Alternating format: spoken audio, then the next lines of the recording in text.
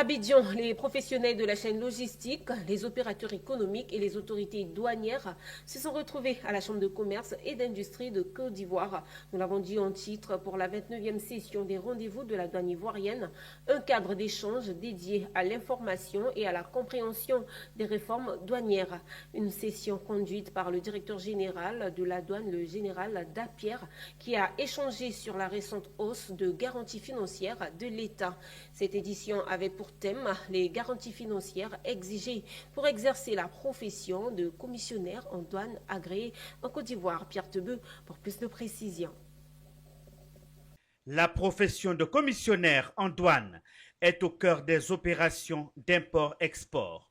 Pour sécuriser les recettes de l'État et garantir la fluidité des échanges, la douane ivoirienne impose un ensemble de garanties financières au CDA.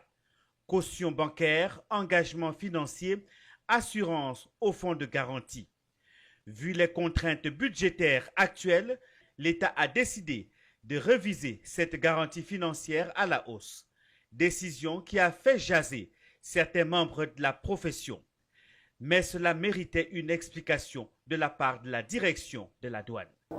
Il était donc indiqué pour nous d'ouvrir cette tribune afin d'expliquer le bien fondé de cette mesure de rehaussement des garanties financières pour l'exercice du métier de commissionnaire en douane agréé.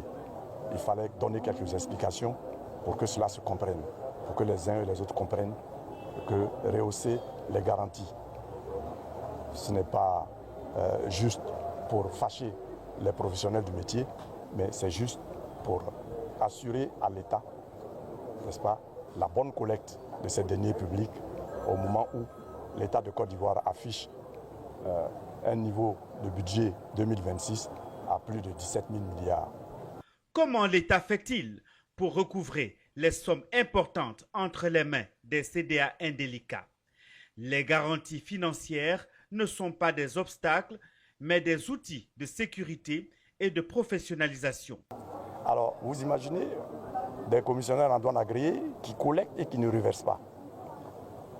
Si par extraordinaire, il arrivait que des commissionnaires en douane ne reversent pas, il faut que derrière, l'État puisse quand même récupérer ce que ce commissionnaire a gardé par devers lui. Alors, l'État va se retourner vers la banque qui, n'est-ce pas, a porté caution à cet opérateur. La banque sera le dernier recours. Alors donc, ce sont des dispositions que l'État prend pour s'assurer, n'est-ce pas, que l'argent collecté, lui, sera reversé comme il se doit.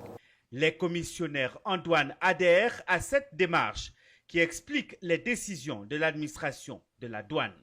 Nous devrions demeurer et nous inscrire dans les différents principes qui s'inscrivent dans et qui se déclinent dans un premier temps les conditions d'accès à la profession et dans la seconde phase les conditions exigibles à la profession de commissionnaire en douane agréé. On n'a rien de particulier à dire puisque c'est la procédure et c'est des choses qu'on connaît, c'est des engagements que vous devez satisfaire avant de rentrer dans le métier, comme il l'a dit. Donc c'est des exigences du métier. Si vous ne les remplissez pas, vous ne pouvez pas exercer dans le secteur. La 29e session de rendez-vous de la douane se referme ainsi sur des perspectives positives.